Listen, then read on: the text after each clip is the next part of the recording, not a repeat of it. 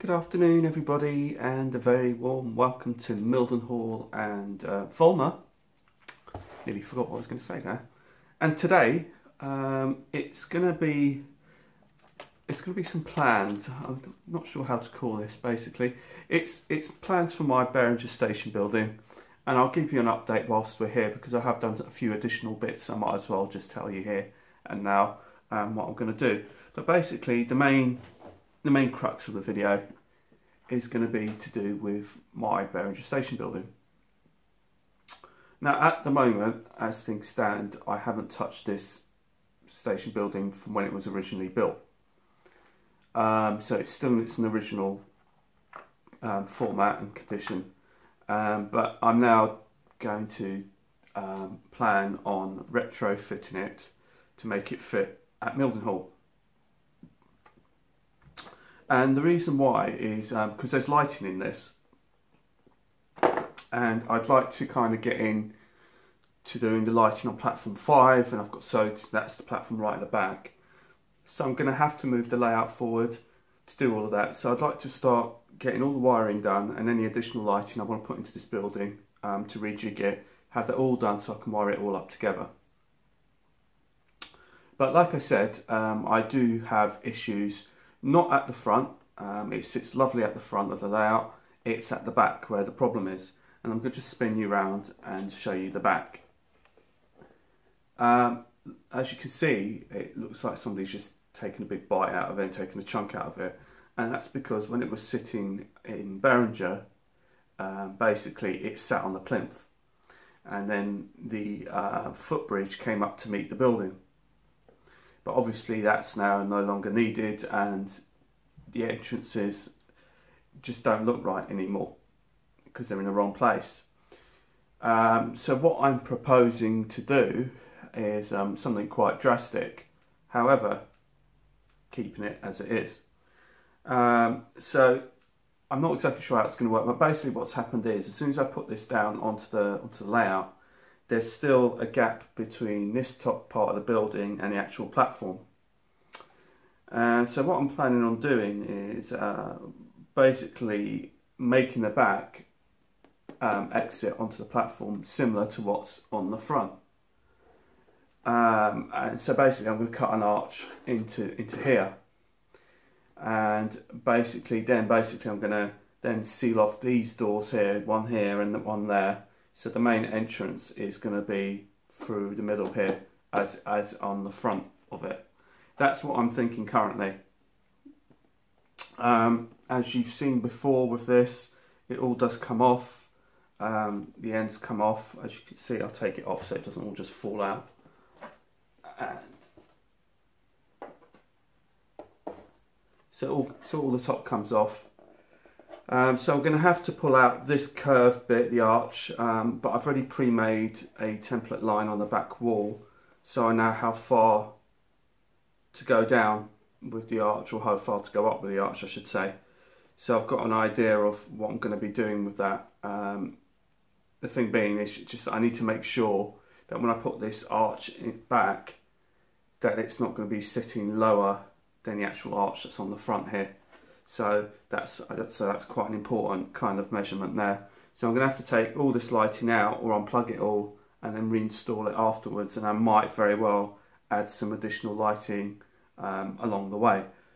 So it's going to be quite a big job, but it does look, it still looks great, and I'm still prepared to keep it and use it. And I think if I can retrofit it, then I think it's going to be pretty good.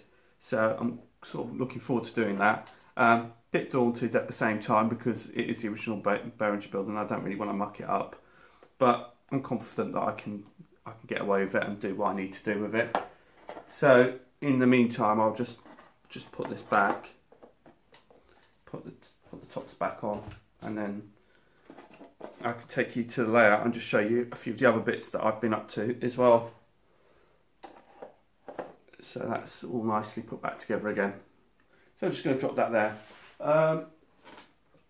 So one of the other things, whilst I'm here sitting down, I've put a new fascia onto the layout to make it look nice and make it look finished. However, it's far from finished. So when I show you, it's going to be pretty raw. But what I've had to do is, because it's got that little dog leg extra piece that sticks out, it isn't just a straight fascia that goes all the way across. So I've had to kind of cut the skirting board and angle it and fit it around a corner sort of thing. So I've had to fill it and screw it and all the rest of it. So that's why. But next week I'm going to get that sanded up. But the thing is, I needed some more filler anyway. So I popped down to Homebase, give my car a run, because that hasn't been out for a long time. So I thought I'd take it down for a little stretch down the old dual carriageway. And whilst I was down there, have a look at some of the colours. So these are the sort of colour swatches I've got from Homebase today. They're various shades of blue. Some are deeper than others. It's going into the Southwest Trains colours, because Mildenhall's based on Southwest Trains, Southwestern region, and I have now have my 2 Southwestern Class 450 EMUs on the go. I've ordered some additional signage to go on to the actual fascia board itself. Not signage for the station or for Volmer, it's actually the main signage that's going to go on the layout. So, you know, people don't have to kind of go squinting along onto the platforms to see what it's called or ask what it's called. It's going to be there on the actual fascia board. And I'm picking those up. I've just literally got an email just about 10 minutes ago to say that they're actually going to be ready for collection this afternoon. So I'll be picking up the signage this afternoon from my local printers. And then what I'll do is, because the fascia board is still in its raw state, I can then colour match the signage to the most appropriate blue that's on here. So I can get it all blended in as best I can. So that's going to be the plan for that. So hopefully by next week that fascia board will, because I really want to start working on the framework. The framework really does need a lot of attention. I've been kind of doing work on the layout, but to make the home more of a home, I really do need to crack on and get on and do the actual framework. So this is another reason for doing the lighting, because I want to get the lighting done so I can then wire it underneath the board and get it tidied up. At the moment there's just wires hanging down where they're not connected. Because they were connected previously, but obviously because of the recent work that I've done to disconnect the previous station building, it's now disconnected. So I've now got to kind of marry them all up, do the additional lighting on platform 5, which is going to be tricky because they're going to be on the back boards, which are 3 separate pieces. It will only affect 2 boards actually, and I'll show you right now what I mean. So let me just spin you around and I'll explain to you a bit more as to what I've been doing and what the proposed plan is. So, we just spun you around, and as you can see directly in front of you is the new fascia board.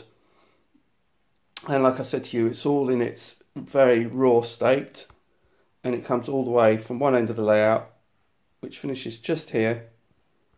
And I've now decided that the town scene will end up going here. So the warehouse will definitely be going.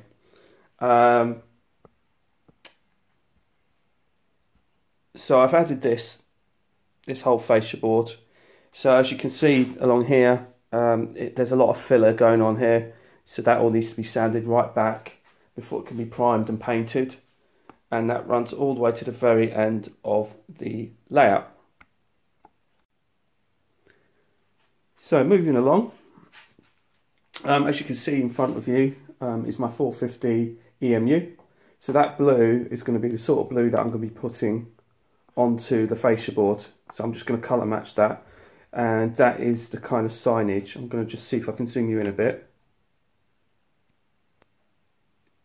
I know I'm not very good at this, so that's the signage that I'm going to be putting on here and on the fascia board, and also the name of the station being Mildenhall and Volmer in this kind of style. And it's also coming on blue background, which is why I didn't want another reason for not painting this just yet, because I'm going to need to colour match the blue as closely as I can with the swatches that I've got from Homebase. So that's what I'm going to be doing. But my 450s are running great. My Javelin is running absolutely superb. I love it to bits. It's so lovely and smooth. Something else I've been doing is I've been doing a bit of a cost saving exercise. Basically, there's two areas. One isn't actually necessarily a cost saving exercise, but I'll show you down there in a minute. One of it is the fact that I've been trying to make the most, because I now know this is the whole width of the layout and how it's going to be. I wanted to make the most out of all the points that I have, so I'm not buying additional points that are unnecessary. So I was having trouble at the fiddle yard end or the train care depot end, although this may very well be it here, with a point, and I'll explain that in a minute. And basically there was a freeway point which was just here. This used to be a freeway point that used to be here, and that is the two there, and it used to go onto this one here. But it turns out that I required it, and it would fit much better at the train care depot end. And I had this double slip that I hadn't been using because I took it out, and then I thought, well, actually I could probably take the freeway point out and replace it with this point and this one, and then I can make better use of the points that I have. Which meant that I ended up having to relay the whole of the container terminal again. But one of the other issues I was having is that the main running lines between the two corners, being that one and all the way down to that corner down the end there, I did have a mixture of odd bits of track, and it was causing me connection issues. So I've now replaced all the track that was here with just one single length track, so there isn't any connection issues, and trains just cutting out and whatnot, because I was having a few issues like that. So I thought, well, whilst I'm here, I'll just do the whole lot. So that's one of the things I've been doing.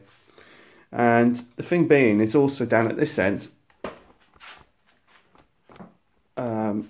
I've also taken out the third line that used to come here, so you can now see there's a definite gap on the outside.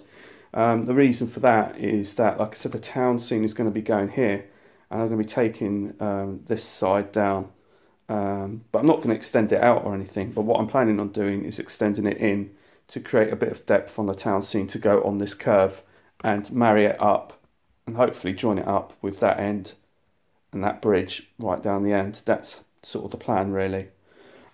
Just whilst I'm here, a few people had commented on and asked me, wouldn't it be better to make use of platforms 4 and 5, which is that one where the buffer stop is, and this one just down here where there isn't a buffer stop. Basically asking me, wouldn't I be better off sticking some points either there and another one probably here to link all this up, so you just have 4 through running lines, as it were. You have a couple of passing loops. Now, to a degree, yes, but to a degree, no. Basically, the problem is because I tried it before, and I've stuck this kind of left-hand curve point that's here, sort of further up, but then it means that I'm overstretching to switch points over, and then if there's any problems at the back, which is basically that back bit is right up against the wall, and so that's why there's no points along the back end of the layout, because basically I just want it to be smooth running all the way around the back.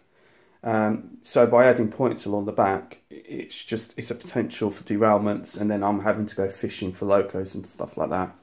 So what I've decided to do is, just to keep it simple, is basically all the points you see are at the front and to hand, where I'm in easy reach of them. I don't want to, and the other thing is I wanted to put the town scene on here, and it's going to be raised.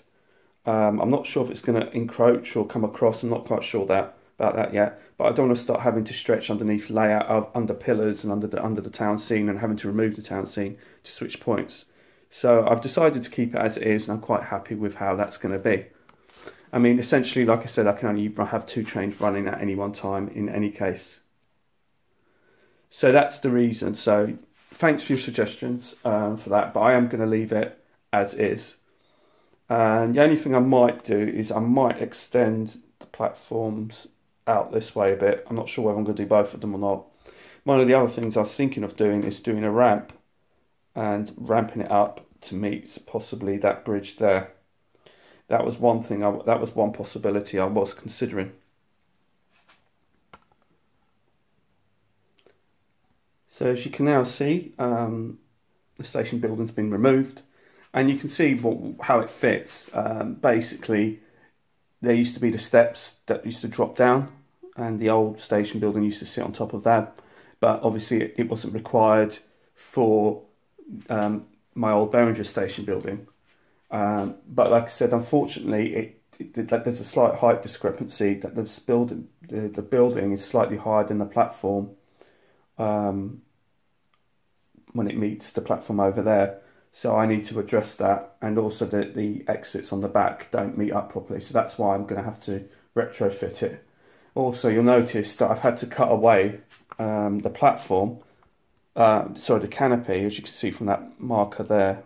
I've had to cut that out to make it level all the way through, because it used to stick out a bit, but obviously I had to cut it because the actual Berringer station building sat deeper into the actual platform. So that's something else I've had to do. And as you can see, there's the wiring for the lighting.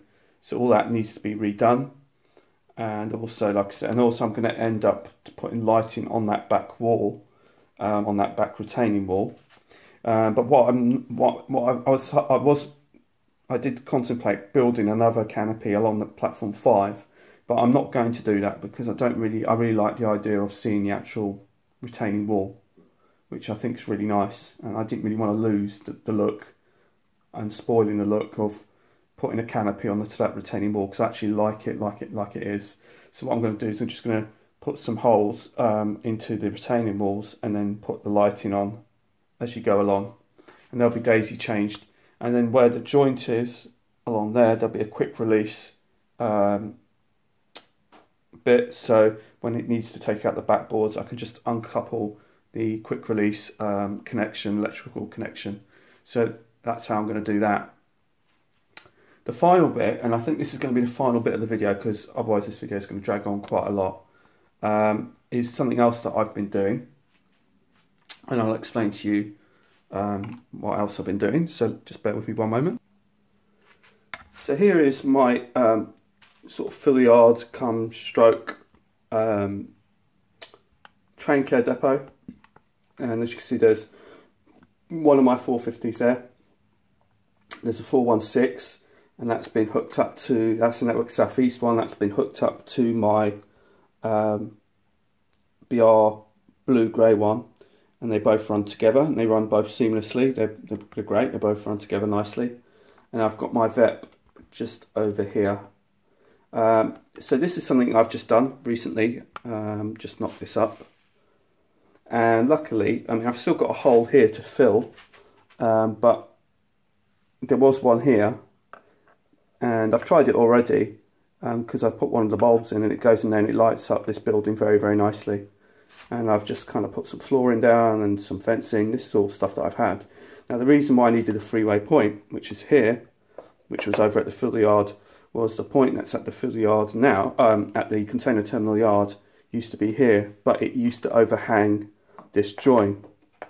So this is the join between the main layout and the fill yard, and I didn't really want to damage the point by, when I needed to remove this section of the layout, it overhanging this bit. I didn't really want to do that, and I thought, well, at least if I damage this piece of track, it's just a straight piece of track which is easily repairable, whereas if you damage a point, you damage a point. But the point being is just that I needed to actually get this point in here and bring it further up, because I'm limited on space on this little section here, and that literally just about takes a 4-coach train, and it's very, very tight. So which is why it had to, you know, the logistics of putting the point in here to get 3 trains was quite, it was a bit of a logistical nightmare to try and get that to fit in, but I've managed to do it. And also I've managed not to encroach the point onto the main layout itself, and all I do is I just separate those 2 bits of track there. They're not actually pinned down, they're just push fit together. So I can just push the layout back slightly like that, and it will just unhook it, and I can just lift that piece of track out, and then I can just pull it out. So that's kind of where that goes. So hello and welcome back. So I guess the next video for me, because this video is actually going to add a bit of work that I've been doing to the actual station building, but because I've been sort of rabbiting on a little bit and explaining to you the actual update, I think I'm going to leave the video here. So on the next video, you'll probably see how far I've got with my station building. So I'm not quite sure how it's going to work out, but I think I'm going to sort something out anyway. So we'll see. I'll get it to work one way or another, because this building's too nice not to be used, to be honest. And I wanted to do some additional work to it and maybe put additional features in it. But this building's quite, although it looks big, it's actually divided up. There isn't much space inside, as you've seen. So what I might do is I might do like the original Berringer station that I originally had, and put a couple of island buildings on the platforms, and just to make for either newsagents or ladies and gents and things like that. So they may be separate buildings that I might add on the actual platforms themselves, like I did at Berringer previously. So I'm going to love you and leave you. I'd like to thank you for tuning in, and hopefully we'll make some more progress. I'm not sure now, because I think I'm due back to work, not next week, but the following week. So then progress will be a bit slower and things like that. But I'm going to try and get as much done, which is what I'm trying to do at the moment, try and get as much done in this limited time that is remaining. So until the next time, it's bye from Berringer. Berringer? See? That's what it says. That's what it says on the board. It still says it, the original signage. I might actually keep that little bit of signage just as a bit of nostalgia. Yeah, bye from Wildenhall and Volmer. That's what I was meant to say. So until the next time. Don't know. Ta-ra. See you. Bye.